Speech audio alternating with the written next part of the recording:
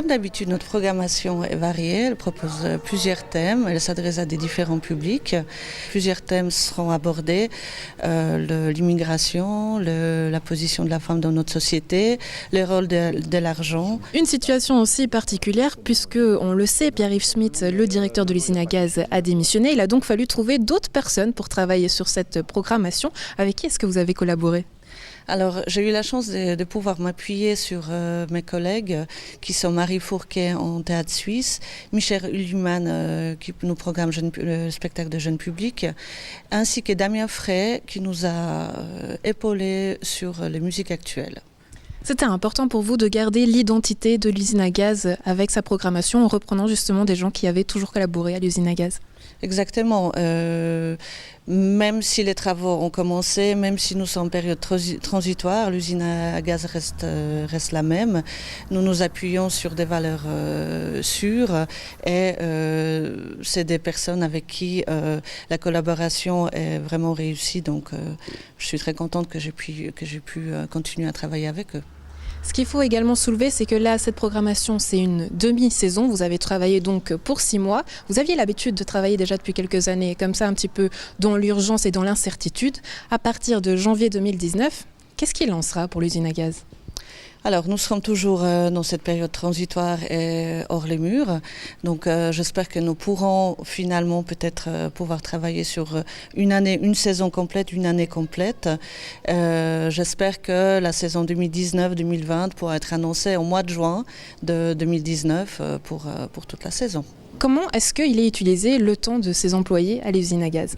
Alors il faut savoir qu'il y a un emploi en moins puisque M. Schmitt est parti et il n'a pas été remplacé. Donc nous sommes à 3,5. Évidemment, la programmation habituelle demande beaucoup de travail. Surtout les hors les murs, c'est des opérations qui demandent beaucoup plus d'énergie, beaucoup plus de moyens financiers aussi. Donc je pense qu'on aura largement de quoi faire. En plus de nos productions habituelles en théâtre, en jeune public et en musique, nous allons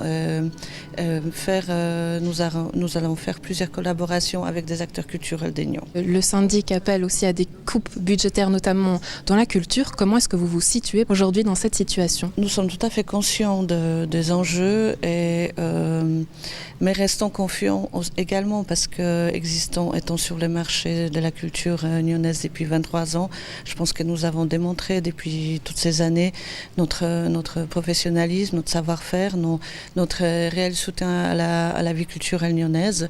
Et j'espère que les politiques nyonnais verront ça également lors de futures votations de budget 2019. Il faut savoir que pour cette période hors les murs, nous avons demandé une subvention de la ville d'Aignan baissée par rapport à ce qu'on demande d'habitude. Et puis nous travaillons évidemment sur d'autres partenariats financiers pour alléger évidemment la charge de la ville dans la mesure du possible. Pour peut-être convaincre ces politiques, ou en tout cas donner envie aux gens de venir voir cette saison, les prochains spectacles, qu'est-ce qui va se passer ? 3-4 octobre, le spectacle du collectif Sentimental Crétin. Pose ton revolver et viens te brosser les dents. Donc une sorte de conférence décalée sur le thème de la maternité, les rôles de la femme dans la société et peut-être la difficulté d'être maman aujourd'hui. Ensuite, le 10 octobre, nous partons sur un jeune public à la salle communale, Vocal Cheese. Et là, c'est un chouette concert des Yodel qui s'adresse au jeune public, mais en fait à toute la famille. Donc venez nombreux en famille pour participer à ce concert. Merci en tout cas pour ces précisions. On se réjouit de découvrir tous ces spectacles et bonne suite à vous. Merci beaucoup.